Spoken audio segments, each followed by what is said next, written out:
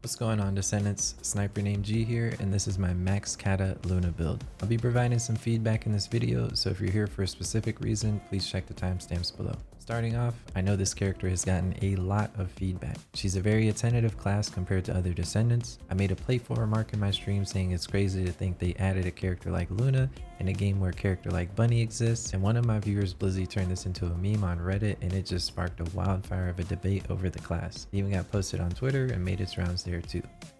To address some of that feedback, I'd like to give some of my own after extensively playing the class. All in all, I do think Luna is entertaining and a valuable asset to the team, but while her support kit is great, I think her gun needs a buff to scale off the MPX multiplier like the rest of her kit does. Bringing a support Luna to your team is essentially her being a buff bot. The way you build her for support has her gun doing little to no damage, and even if you built her for the gun, which you wouldn't to take advantage of her buffs, her gun is still extremely weak. Other supports like Enzo or Yujin can still do DPS while bringing their utility to the team. Luna, you're basically 3-manning plus buffs. The DPS kit, on the other hand, needs a lot of work. How would I go about buffing her DPS kit? When you go the route of Noise Surge for DPS, it changes her enhanced songs to Largo, Crescendo, or Forte. These are the abilities I'll refer to as the segue. This is cool and all, but the downside is while you're animation locked on the segue, you cannot refresh any of her songs. It does take quite some time to build up Luna's songs, which I would like to see reduced, but to keep all of them in rotation and lose them to an animation lock is tragic. This adds an extra layer of attention on top of what is already the most complex class to play at its maximum, which is being mindful of your meter, current song buff duration, and making sure they're refreshed enough before going into the segue. Since you're forced to keep stacking meter to keep refreshing songs, there is only so much stretching you could do before you inevitably hit this proc. It is extremely easy to lose all 26 stacks due to ill timing. Even if you're prolonging the segue as much as possible and being mindful of duration, you're bound to have an ill-timed overlap. It'll happen to you eventually, I assure you. There are two main things that I would change to adjust this character. First, the more casual way to change this would be make the segue interaction refresh all current song buffs that are active. This way, as long as you keep maximizing your inspiration meter and going into the segue pulse, you'll keep all your buffs active no matter the song.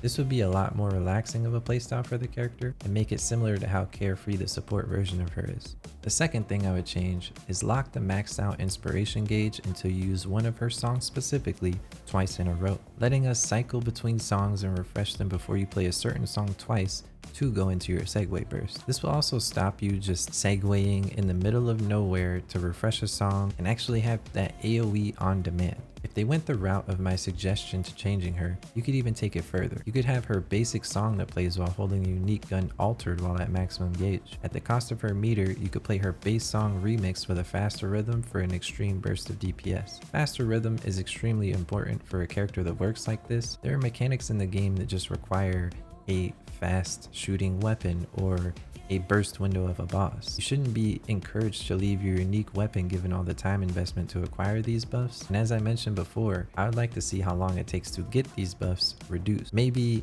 half the stack size but yield the same results would be a pretty positive change. Personally, I would like to see DPS Luna get her own fitting soundtrack, a faster rhythm to keep up with other DPS characters, and a lot more of a cohesive blend between songs. Having some more upbeat music for the spam of successful notes and switching songs, and I'll touch on this a bit more when I go into the sound design. Some other tweaks I would like to see is just overall for the class. A UI overhaul of her rhythm and buffs. There are only so many places you can focus while playing a game, especially a shooter. Needing to move, shoot, pay attention to rhythm, keeping track of multiple buff durations, and your inspiration meter is just too scattered. This is an issue that's extreme on the DPS side of Luna. In my opinion, they need to make the song buffs unique icons that are tied into her HUD, larger in size and easier to track. I would like to see the green bars from her unique weapon being out removed, or at least the option to do so. It just adds extra clutter for no reason, and I personally think the auto aim circle is enough. One of the most important changes that needs to have something done about it is the sound. This needs its own slider in the game, but I believe it could be changed at its core to where most people would not want to turn it off. A successful note makes a clap noise that ruins whatever song you're listening to. Take a look at other rhythm games and you can see how impactful it is to the First Descendant sound quality. If a game like Guitar Hero had something similar, you'd just be listening to noise spam and not the actual song. Successful notes should reinforce the rhythm, not break your immersion to it. A second problem with the core sound design is that the DPS version of Luna was seemingly not in mind when it was designed. Given the playstyle of bouncing from song to song to refresh buffs, you're constantly just mixing songs and they do not blend well. For support, it's bearable, but it's still problematic for the rhythm immersion since you need to constantly play as many songs as you can to build gauge to perform your enhanced song. I don't want to spend too long on just the feedback side of the character, but if you guys have any input, suggestions, please leave them in the comments. I'd love to see your spin on how you go about buffing or changing the character in general. Moving on, let's dive into the class. Before we talk about the two different staple builds for her, I'd like to point out that these are paths. Deciding to head down one will hinder you from maximizing the other, as they are vastly different in form of selection. But please keep this in mind, as catalyst decisions are extremely important. First up, we have the support role. If you're choosing to play support, your job is not to do damage. You're here solely to buff your team and push them to new heights. As mentioned in the feedback section, investing in your own DPS is just flat out not worth it. Your teammates get more from your character if your capacity is spent in their favor. However, if you're aiming for a more speed kill setup with a team, you could slot in damage at the expense of CDR if you're burning the boss right out of the gate. You could potentially even give up range to fit a multi-talented and passionate sponsor for even more skill power for your gun if that's the case. This isn't how I'd recommend the majority of people to build her, but I'll float the idea for the power gamers out there. The first build I'll present you with is one that maximizes what your allies are capable of. This is a little more on the glass support side of things since you're using HP conversion. We could take advantage of our role and avoid as much damage as possible, not worrying about DPS uptime. That time spent can be safely line of sighting a boss, making sure her allies are in range of her music, and constantly applying a debuff from her equipped weapon.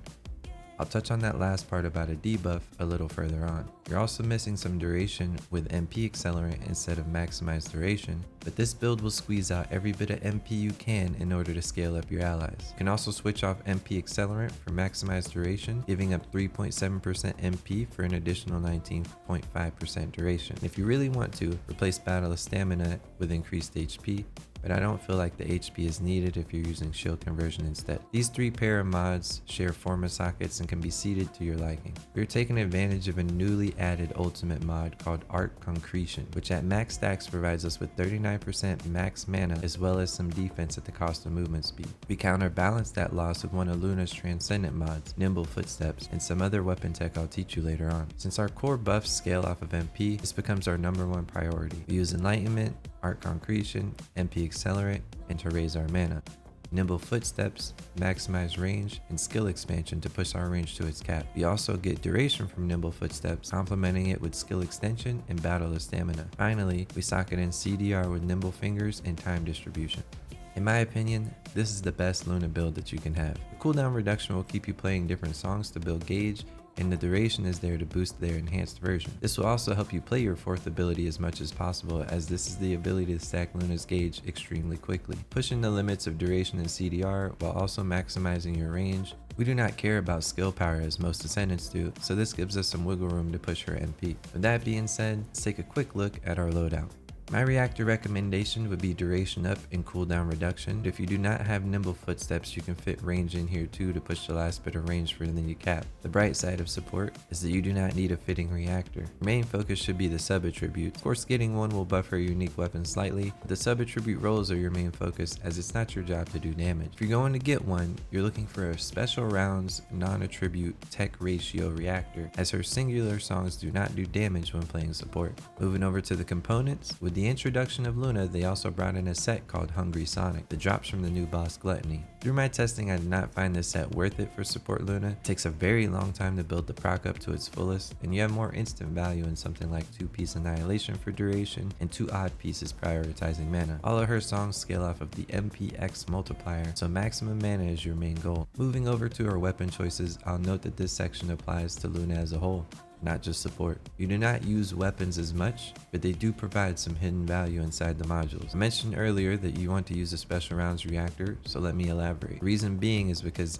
they have a unique mod called Analysis Master. This mod procs while using her class weapon and will reduce enemies' firearm critical hit resistance by 25% for 10 seconds. Maxing this mod out lets you have 100% uptime with this debuff, further buffing your teammates' capabilities. You'll also want to run 2 maximum mag size mods, as they give an increased initial amount to her unique weapon rounds. Lastly, you'll slot in Special Forces for an extra 20% movement speed while aiming. There's another setup you can do if you're running simpler combat and want to keep up with the team, and that's using Brisk Walk in place of Analysis Master for an extra 10% of movement speed for 5 seconds. This does stack with Special Forces mod, giving you 30% movement speed bonus. I tend to only use it when playing DPS Luna, since I only really use her for AoE content. As you can see, you do not need any investment whatsoever in the gun, simply the mod setup. It took me a long time to go through and test each and every mod for a hidden interaction, but these are my findings. If you guys found anything else, I would love to know.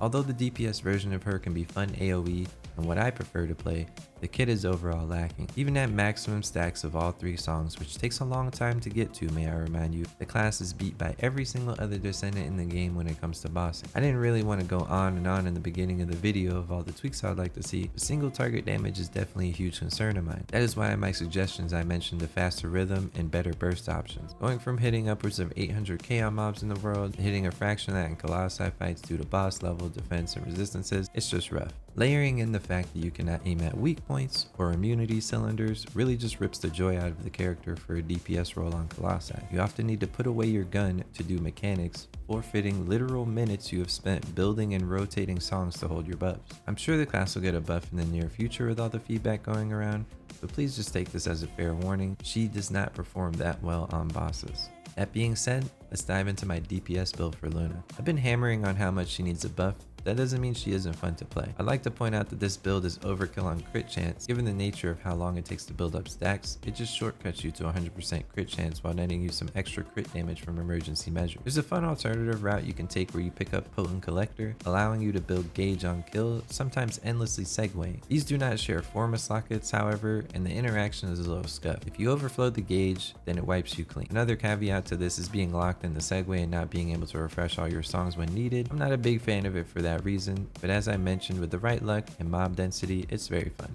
Not completely sure if it's intended to work on her as she isn't listed in the detailed characters, but it does. Looking at the build, you can see we run a lot of maximized mods, which come with a drawback. Luckily for us, DPS Luna does not care about the increased cooldowns as it only affects failure of a song and recovery of her unique weapon if ever put away. With some practice, this should not be an issue. We're stacking skill power, range, crit chance, and crit damage. Our Architect mod, multi-talented, has one main benefit for us here. Although we do get skill power and range modifiers upon using tech, it's only when we initially pull out the gun for 5 seconds. The real benefit to this mod is the singular buff. Since all of our songs are non-attribute, we can keep that 30% skill power modifier buff, it's labeled as all attribute damage, active the entire time, which scales up our non-attribute damage. Here you do not care about passionate sponsor, as you're not buffing your allies, DPS Luna is only buffing herself. As for the gear, it's pretty straightforward. You're going to want 2 reactors if you plan on facing Colossi, but with everything mentioned prior, you have been warned. For a bossing one,